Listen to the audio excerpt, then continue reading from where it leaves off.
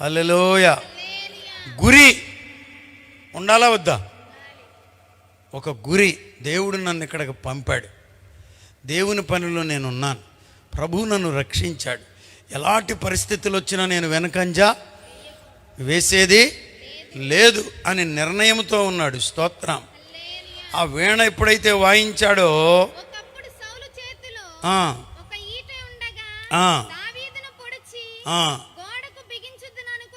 ఆడు అనుకుంటున్నాడంట, ఒక్క పూటైతే పొడిచి దేనికి బిగించేస్తాడు? ఇక గోడకు దిగిపోయి ఉంటాడు. ఎవరైనా అంత తేలికేనా అండి? అంత తేలికేనా? అంత తేలిక కాదు. క్రైస్తవ సంఘాన్ని ఒక్క పోటుతో మట్టుబెట్టడం అంత తేలికైన పని కాదు. నీరో చక్రవర్తి ఏమైపోయాడు? అడాల్ఫ్ హిట్లర్ ఏమైపోయాడు?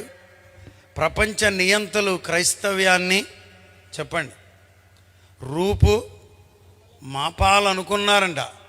ఆయన ఎవరండి? 4,000 కోట్లు పెట్టి ఒక విగ్రహం పెట్టారు. మీకు తెలుసా? గుజరాత్లోనే ఎక్కడో సర్దార్ గారంట ఆయన, వల్లభాయ్ పటేల్ అని ఒక ఆయనకి పేరుంది. విజయవాడలో అంబేద్కర్ గారి విగ్రహానికి 200 కోట్లు పెట్టారు జగన్ గారు. అంటే ఊరికి కంపారిజన్ చెప్తున్నా. సర్దార్ వల్లభాయ్ పటేల్ విగ్రహానికి 4,000 కోట్లు పెట్టారు. 4,000 ఎక్కడ, 200 ఎక్కడ? మీకు అర్థమవుద్దని చెప్తున్నా. 4,000 కోట్లు. సర్దార్ వల్లభాయ్ పటేల్ అన్నాడంట నెహ్రూ గారితో, ఈ ముస్లింలందరినీ పాకిస్తాన్ తోలేస్తున్నావు కదా, రేపైనా ఇబ్బందే, ఈ క్రైస్తవులను కూడా ఏదో ఒక సైడ్ చేయరాదా అన్నాడంట. అప్పుడు అన్నాడంట ఎవరు? నెహ్రూ గారు, వాళ్ళ జోలికి పొమ్మక, వాళ్ళు నిద్రపోతున్న సింహాలు. దాన్ని మనం చాలా గొప్పగా చెప్పుకుంటాం. యేసుదాసయ్య గారు ఇంత గొప్పగా చెప్పాడని. కానీ వాస్తవంగా ఆయన ఏమన్నాడు తెలుసా? మనం అవడానికి సింహాలమే కానీ ఏం చేస్తున్నాం?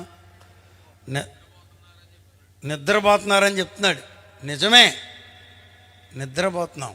సువార్త చెప్పే విషయంలో నిద్రపోతున్నాం, ప్రభు కొరకు పరుగులెత్తే విషయంలో నిద్రపోతున్నాం, ప్రభు కొరకు ఇచ్చే విషయంలో నిద్రపోతున్నాం, ప్రభు కొరకు పాడే విషయంలో నిద్రపోతున్నాం, ప్రభు చిత్తాన్ని నెరవేర్చే విషయంలో నిద్రపోతున్నాం. మైకిచ్చి పాడమంటే ఆ మైకి నువ్వు తిరిగిచ్చేసావంటే నువ్వు నిద్రపోతున్నట్లే. మైకిచ్చి ప్రార్థన చేయమంటే నువ్వు ప్రార్థన చేయకుండా పక్కోళ్ళకి ఇచ్చావంటే నువ్వు నిద్రపోతున్నట్లే. నువ్వు ఇవ్వగలిగి దేవుని పరిచర్యకి ఇవ్వట్లేదంటే నువ్వు నిద్రపోతున్నట్లే. నిద్రపోవడానికి వీల్లేదు, లేవాలి. దేవునికి స్తోత్రం. హల్లెలూయా, ఆమేన్. ప్రణాళికలో భాగంగా ఈ శ్రమలు మనకు వస్తాయి. దావీదుకు కూడా ఎన్నో శ్రమలు వచ్చినాయా లేవా? వచ్చినాయి. నిలబడ్డాడా లేదా? ఇంతకుముందు అంటే వాడు బల్లి వేసుకొచ్చాడు, ఈటేసుకొచ్చాడు, డాల్ వేసుకొచ్చాడు. ఇప్పుడు లోపల ఉన్నోడు ఏమయ్యాడు? వీడేసుకొస్తున్నాడు. లోపల శ్రమలు ఉన్నాయి, బయట శ్రమలు ఉన్నాయి. అయినా ఎక్కడ వెనకంజ వేసే పని అంటున్నాడు. పొడిచి అనుకొని విసిరేను, అయితే అది డైరెక్షన్ మార్చగలిగిన వాడు దేవుడే. ఈ రాత్రి 2 విషయాలు చెప్తున్నాను, అందరు చూడండి. దావీదేమో ఇటు చూడండి, గిరా గిరా గిరా గిరా గిరా గిరా తిప్పుతున్నాడు. ఏటది? ఒడిసెలు అనలేరా? చెప్పండి అమ్మా. మన పిల్లలు కొంతమంది ఒడిసెల తెలియదు. ఒడిసెల క్యాట్బోల్ లాంటిది అన్నమాట. గిర్రని తిప్పి ఒక పక్కే వదులుతాడు, అంతేకమ్మా. ఒక పక్క తాడు వదిలితే ఏమవుద్ది? సూటిగా పోద్ది అన్నమాట అది. ఇప్పుడు దావీదు దృష్టి అంతా ఎక్కడుంది? చెప్పండి సరిగ్గా. దావీదు దృష్టి అంతా ఎక్కడుంది? గొల్లియాతు మీద అనమాకండి, సరిగ్గా చెప్పండి. గొల్లియాతు నుదిటి మీదనున్న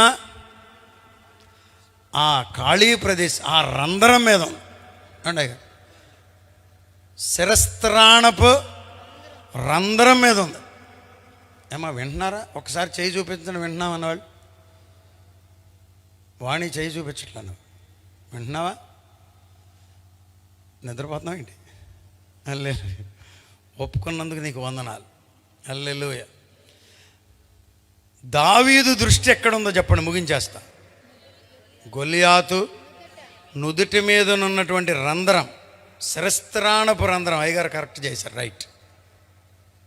ఏమండి, అక్కడ ఒక్క చోటే ఖాళీ ఉందంట. ఆ గురి మనకు ఉండాలి. ఆమేన్.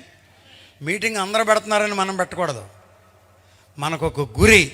ప్రభువా, ఈ మీటింగ్ జరుగుతుంది, మా ఇంట్లో పురుషులు వాక్యం, నా మగపిల్లాడు ఈ మీటింగ్తో నీ వైపు తిరగాలి. మా కోడలు ఇంతవరకు మందిరానికి రావట్లేదు, మందిరానికి ఒక గురి, ఉరి నుండి తప్పించే గురి మనకు ఉండాలి.